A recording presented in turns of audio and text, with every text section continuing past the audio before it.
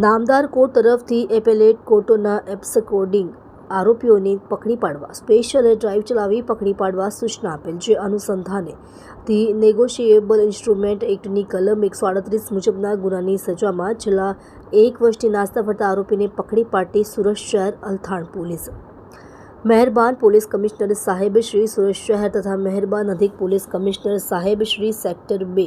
સુરત શહેર તથા મહેરબાન નાયબ પોલીસ કમિશનર ઝોન 4 સાહેબ શ્રી સુરત શહેર તથા મદદનીશ પોલીસ કમિશનર સાહેબ શ્રી એચ ડિવિઝન સુરત શહેરનાઓની સૂચનાથી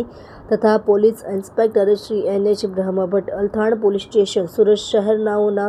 માર્ગદર્શન હેઠળ નામદાર કોર્ટ તરફથી એપેલેટ કોર્ટોના એબ્સકોર્ડિંગ આરોપીઓને પકડી પાડવા સ્પેશિયલ ડ્રાઇવ ચલાવી પકડી પાડવા સૂચના આપેલ, જે અનુસંધાને ધી નેગોશિયેબલ ઇન્સ્ટ્રુમેન્ટ એક્ટની કલમ 138 મુજબના કામે આજ રોજ તારીખ 18/9/2024ના રોજ સર્વેલન્સ સ્ટાફના માણસો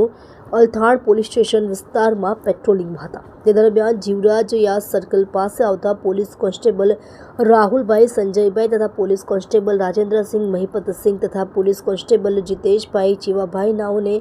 તેમના અંગત અને ભરોસાના બાતમીદાર મારફતે બાતમી મળેલ કે આરોપી Dipesh Nanubhai Patel VIP road Luthra circle પાસે